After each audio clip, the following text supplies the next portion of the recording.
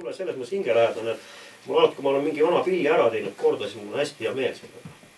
Mida huvitavat sa oled näinud siin Eestis liikumas, et kindlasti siin on ju ka selliseid nimesid või meistrid, kellest keegi midagi ei tea. Kristal on tuntud, aga... No praegu ma näiteks kohe mul on siin olemas niisugune pill.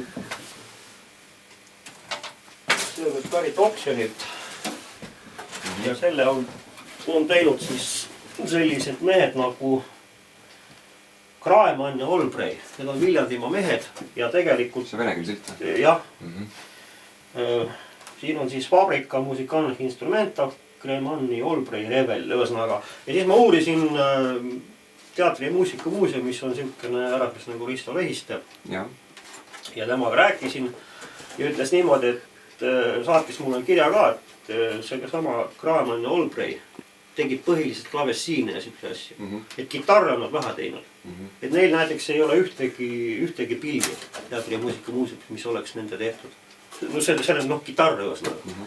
Et kõik on põhiliselt klavessiinide sellised.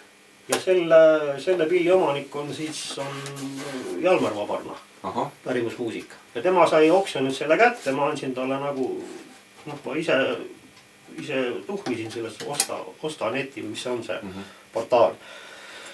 Ja siis vaatasin, et hästi haruldane äge pill on ja siis andsin noorhärrale märku ja saigi kätte seal. Arvad, et saab asju?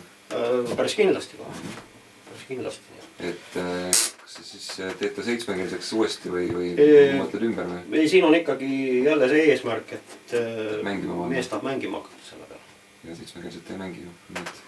Jah, et see on üsna spetsiifiline ja ma ausalt öeldes ei näe küll tõesti midagi halba selles, kui ma teen talle täpselt samasuguse kaela, aga 6-keelseks teen. Jah, see on poldiga kael, et sa paned vana kaela kõrvale ja millel iganes tuleb see tunne kellelegi, et ta tahaks selle... Jah, et ma ei ole nagu minema visanud ja siis 2 pilli on, mis on ära restaureeritud, on Jaak Johansen saanud.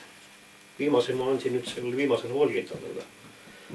See kast oli pärit siis nagu sellest Kristali pillitööstusest.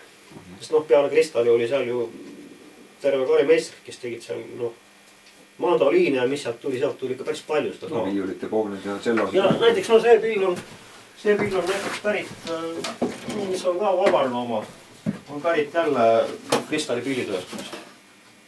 Kas sa oled märganud ka, et Kristalil on nagu erinevad tasemed, et mingi hetk hakkas need vineerikaid tegema, mis võib-olla ei olegi nii säilitamist väärt, aga mõned on siis nagu korralikult täispuidust? No tal ongi, mina olen sellest niimoodi aru saanud, et need, mis ta ise tegi.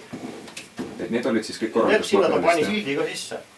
Aga need, kus silti ees ei ole, need on tehtud siis ta seal vabrikus, tööliste poolt. Ja ütleme, see all on see nurk, see täheke, mis on seal. Alumise klotsi juures või selle ploki juures, et see on nüüd üks tollaaegsete pilli, üks tunnusjoonis.